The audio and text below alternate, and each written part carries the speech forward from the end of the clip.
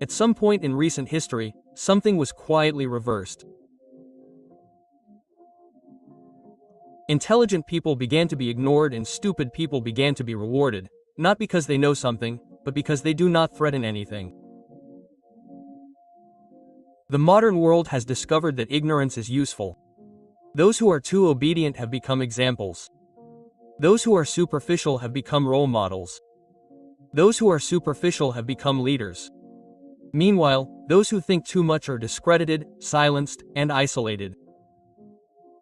Dietrich Bonhoeffer warned, "Stupidity is more dangerous than wickedness because the stupid person does not know what he is doing and yet remains convinced." What if stupidity is celebrated today as a virtue? The question that remains is, have you also been taught to keep quiet in order to be accepted? The answer is baffling. Our society was not built to reward critical intelligence, it was shaped to reward conformity disguised as competence. The system needs people who don't ask uncomfortable questions, who don't challenge established structures, who accept things as they are. Dietrich Bonhoeffer, watching the rise of Nazism, realized that the greatest danger came not from the consciously evil, but from those who chose not to think. The stupid, in his definition, does not act out of malice, he acts out of blind conformity, and this is exactly the mindset that our current world fosters and rewards. Think about the last few hires you've seen. How many times has the candidate chosen been the one who asked the most provocative questions, who challenged the status quo, who demonstrated independent thinking? Rarely, usually the one who fits the corporate culture is chosen, code for not causing problems. The education system produces students who can reproduce the right answers, but can't ask the right questions. Companies promote employees who follow protocols, not those who wonder if the protocols make sense. Social media rewards repeating popular narratives, not critically examining them. Look at today's job market. The most valued soft skills are teamwork and flexibility, euphemisms for not creating problems and accepting change without question.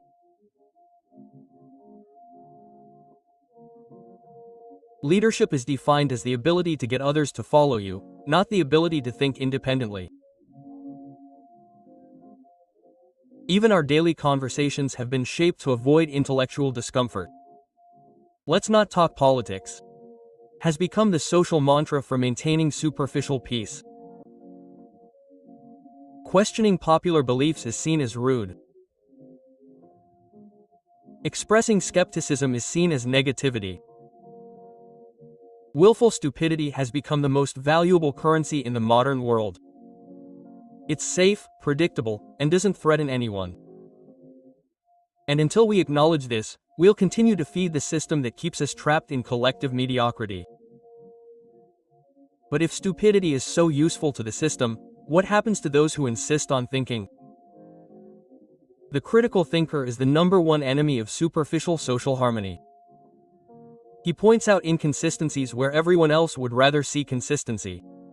He questions truth that everyone has accepted as indisputable and therefore must be neutralized. Neutralization is rarely violent, as that would be too obvious, but instead occurs through subtle but devastating and effective social mechanisms. The questioner is labeled as arrogant, complicated, pessimistic, or radical. Their valid points are ignored and their personality is attacked. In the corporate environment, this person is seen as not being a team player. On social media, they are deleted for toxic negativity. In the family, they are seen as the one who always complains about everything. The message is clear: conform or be excluded. Bonhoeffer observed that authoritarian societies do not need to enforce silence. They create conditions in which silence becomes the only socially acceptable option. Critical thinking is transformed into a character flaw, not an intellectual virtue. Modern popular culture is the perfect tool for this neutralization. Reality shows, superficial influencers, superficial debates on complex issues. All of this creates an environment in which simplicity is seen as authenticity and complexity as pedantry. Observe how we react to those who thoroughly analyze a situation versus those who offer simple, reassuring answers. The analyst is seen as pessimistic or complicated. The simplifier is seen as positive and inspiring.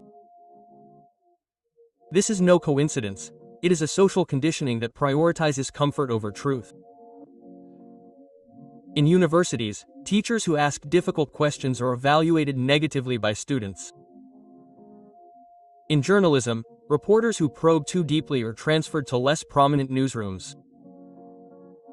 In politics, candidates who present complex solutions to complex problems lose to those who promise simple solutions. The education system teaches that there is a right answer to every question, discouraging exploration of ambiguity and contradiction. Businesses create cultures in which constructive feedback is discouraged in the name of positivity. Social media privileges content that confirms prejudices over challenging them. Crucially, this dynamic forces many critical thinkers to censor themselves. They learn that expressing their true thoughts results in social isolation, so they develop a socially acceptable version of themselves, and society loses the voices it needs to hear the most. The question that remains is whether critical thinking is so dangerous to the social order. Why has ignorance become so widespread? Profitable? Modern economics has discovered something revolutionary. Ignorance is infinitely more profitable than wisdom. A critically thinking person questions every purchase, every promise, every offer. A person who accepts everything without question is an ideal consumer. Dietrich Bonhoeffer understood that the stupid person is not necessarily the one who has a low here. It is the one who abdicates the responsibility to think, and this abdication can be cultivated, encouraged, and transformed into a habit through sophisticated techniques of manipulation. Modern advertising does not sell products, it sells identities. It does not appeal to your rational needs, it appeals to your fears, insecurities, and desires to belong. The critical consumer is a problem for this model. He asks, "Do I really need this?" The stupid consumer asks, "Will this make me feel better?" Social media has amplified this phenomenon exponentially. Algorithms have been designed to show us content that confirms our prejudices and avoids challenging our beliefs. The less we question ourselves, the more we engage. The more we engage, the more data we generate. The more data we generate, the more data we generate. They can sell us. Even the education system has become part of this machine. Instead of teaching critical thinking, it teaches conformity to the right answers. Instead of cultivating questioning, it cultivates obedience to academic authorities. Students learn to repeat information, not to question it. Look at how big corporations invest billions in psychological research to figure out how to make us buy without thinking. Colors, sounds, smells, product placement. Everything is calibrated to circumvent our critical capacity. The supermarket is not organized for your convenience, it is organized for your impulsiveness. The pharmaceutical industry sells solutions to problems it helps create. The beauty industry profits from the insecurities its own advertising plants. The food industry produces addictive food and then sells weight loss products. Even entertainment has been weaponized. Movies, series, books. Much of popular content is designed to keep us in a state of intellectual passivity.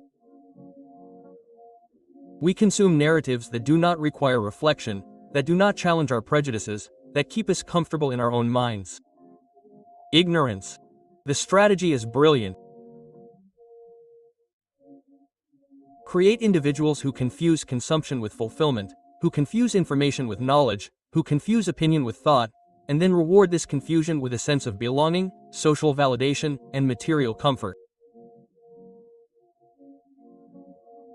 The result is a society of predictable, easily manipulated, and incredibly profitable consumers.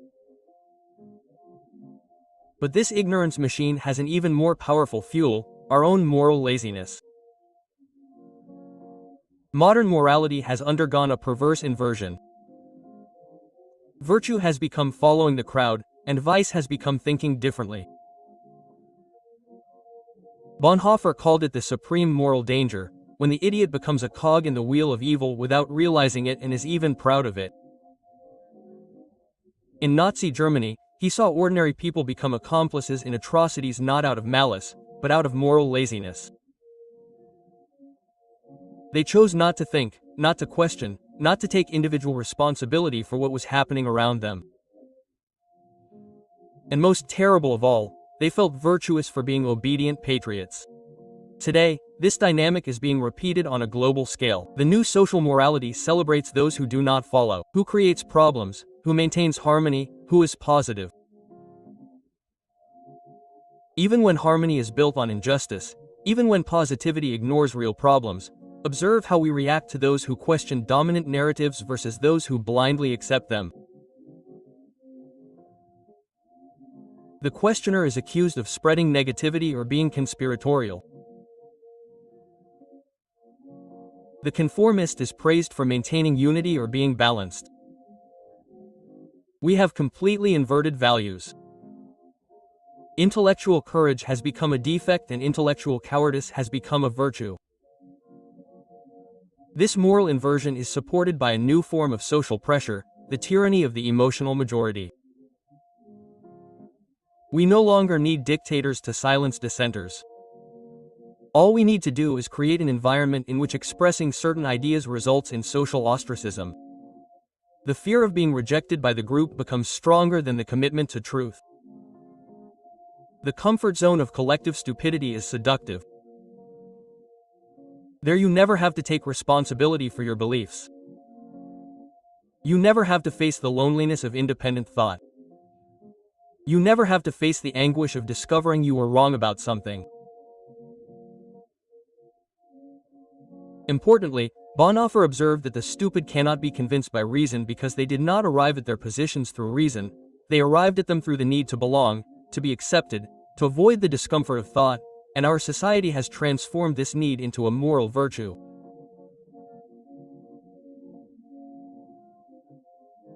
Social media has created echo chambers in which people surround themselves only with those who think alike.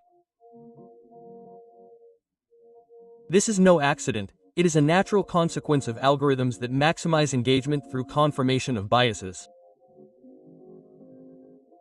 Constructive disagreement has been replaced by perpetual validation. Social erasure has become the new Inquisition. We no longer need to burn heretics at the stake, we just need to destroy their online reputation.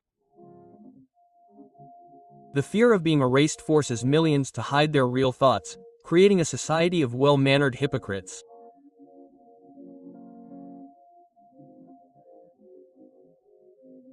The result is a culture where going with the flow is considered wise, even when the flow is leading to the abyss, where asking questions is considered destructive, even when the questions are vital, where willful ignorance is celebrated as humility and the search for truth is condemned as hubris.